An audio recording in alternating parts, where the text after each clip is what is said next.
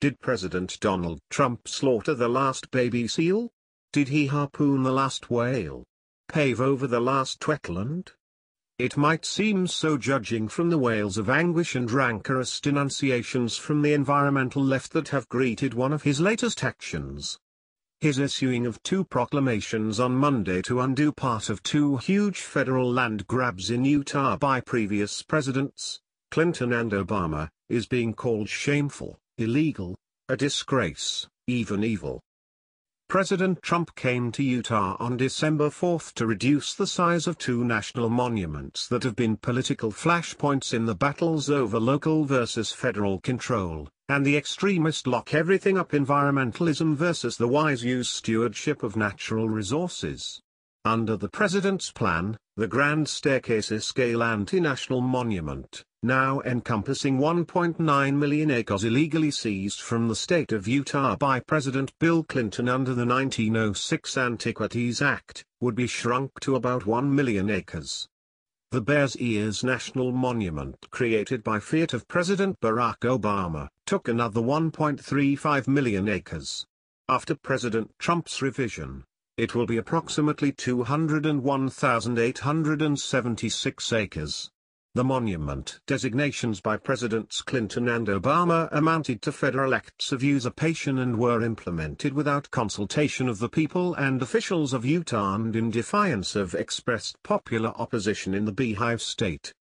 I know all of you feel blessed to be living among some of the most glorious natural wonders anywhere in the world, President Trump stated in his address to state and federal lawmakers at the Utah State Capitol in Salt Lake City on Monday.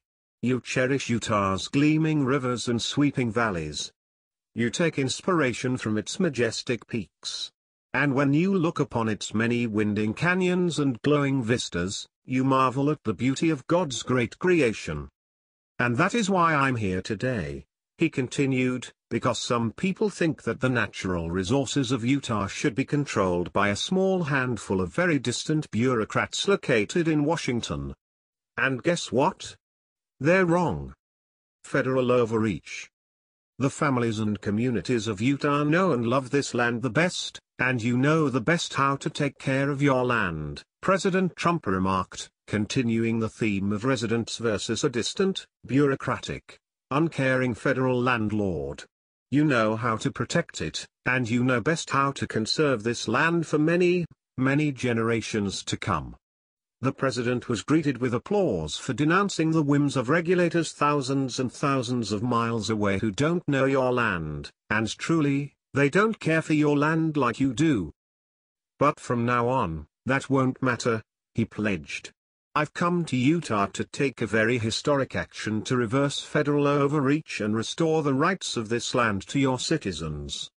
The president slammed past administrations that have severely abused the purpose, spirit, and intent of a century-old law known as the Antiquities Act. This law, he rightly noted, specifically requires that only the smallest necessary area be set aside for special protection as national monuments.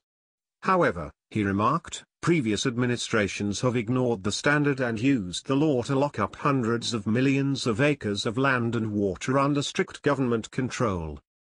These abuses of the Antiquities Act, the president charged, give enormous power to faraway bureaucrats at the expense of the people who actually live here, work here, and make this place their home.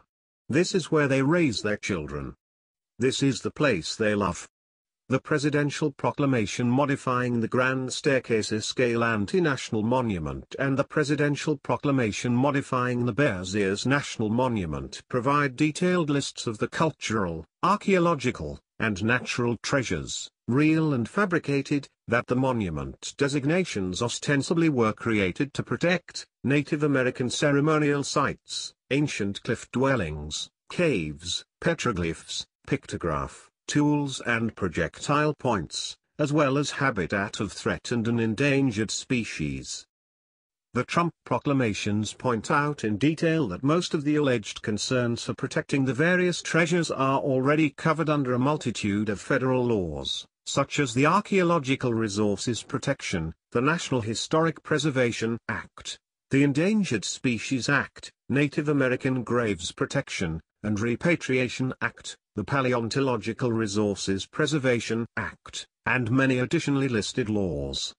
Most importantly, both of the proclamations assert that the newly modified monument boundaries are the smallest compatible with the proper care and management of the objects to be protected, thus complying with the Antiquities Law that Presidents Clinton and Obama cited as their authority for egregious and arrogant seizures of land, which clearly violated the smallest compatible language of the Act.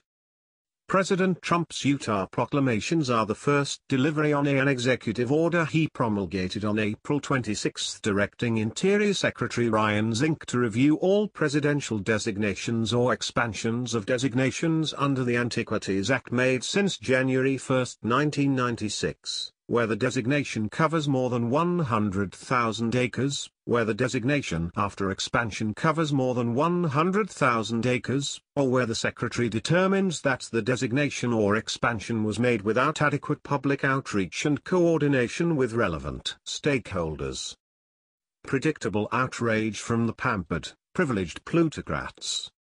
"I'm going to sue him," says billionaire Yvon Chouinard, founder and CEO of Patagonia, an outdoor gear brand favored by much of the trendy yuppie greenie set.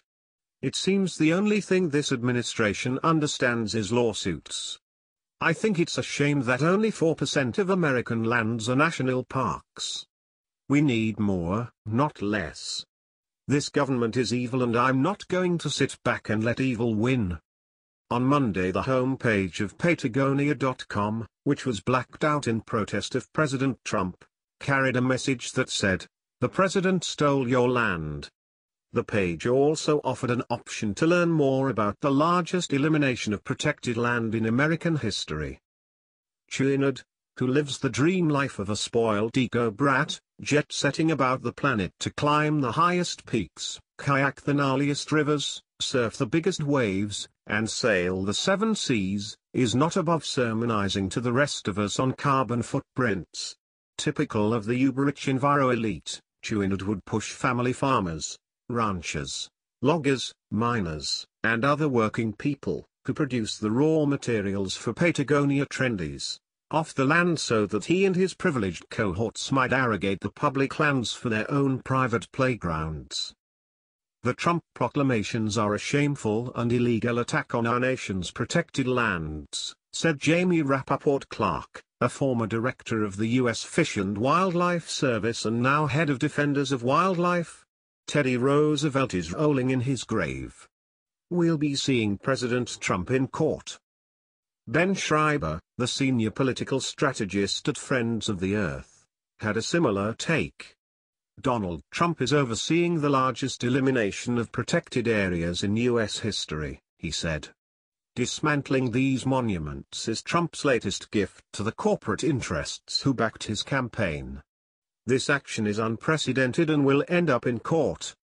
Schreiber gave a hint of the extremist nature of the Friends of the Earth agenda, as well as the agendas of the Clinton and Obama administrations, with an additional comment on the proclamations. "The majority of Americans want to keep fossil fuels in the ground," Schreiber declared. Real green agenda, keep fossil fuels in the ground. Schreiber's comments about keeping fossil fuels in the ground point to the real objective of the Clinton and Obama monument creations. Using pretexts about protecting natural scenic wonders, historical sites, and endangered species, the actual target of the monument designations was, and is, America's natural resources. Specifically, the intent is to lock up the coal, oil, gas, shale, minerals, precious metals, timber, grazing land, etc. Why? As we have extensively reported, see, for example, in forced energy poverty, coal, oil, gas must stay in ground, say alarmists, and top climate alarm scientist, get rid of cars, coal, steel, or it's end of the world. The green extremists and their globalist funders are on record in favor of forcing America to deindustrialize, for Americans to be forced to adopt a greener lifestyle. In order to accomplish that, natural resources, especially those essential to cheap energy, have to be made less available and more costly. The recent Trump proclamations in Utah are a start at reversing the blatant abuses of Presidents Clinton and Obama. But there is much more to go, including abuses by President George W. Bush, as well. However, as Michael Tennant pointed out in The New American last April, the only real solution that will begin to remedy the myriad of remaining abuses and avoid more of the same in the future is for Congress to repeal the Antiquities Act. This act is manifestly unconstitutional and, by its very nature, invites abuse and corruption. Why must we accept the premise that the occupant of the White House, politicians in Congress, and federal bureaucrats can, and will, better understand and protect the natural wonders and resources than will the people and state governments that are closest to them? Getting rid of the Antiquities Act, though, would hardly suffice to correct the federal overreach that plagues the Western states. In my 2014 article, Feds versus the West, as well as in several subsequent articles, listed and linked below, I covered the issue of the oppressive federal blueprint that is stomping the life out of the rural West. As explained in those articles, the American founders never envisioned, and would be aghast to see, a federal government that would occupy and control 30% to 84% of a state's lands. Yet, that is what we have today in the 12 western states. In refusing to relinquish sovereignty over the lands that became the western states, the federal government is acting as an unconstitutional landlord, and is denying them equal footing, as the U.S. Supreme Court put it, with the other states in our union. This is not only unjust and unconstitutional, as I explain in the above-mentioned article, but it is also counterproductive in terms of the stated objectives of preserving and protecting the natural environment. The federal government's own studies admit that the national forests, national parks, national monuments, and virtually all other national treasures have been abysmally managed. Their critical maintenance has been neglected, and they are, as a result, in various stages of crisis. The jet-setting Patagonia, friends of the Earth doomsayers and their political allies would have us believe that President Trump's proclamations mean we will soon be fracking the Grand Canyon and roasting the last spotted owl. Not so, by a long shot. We are simply seeing a small step in restorative order, one that, hopefully, will be followed by many more executive, legislative, and judicial actions to undo more than a century of federal overreach.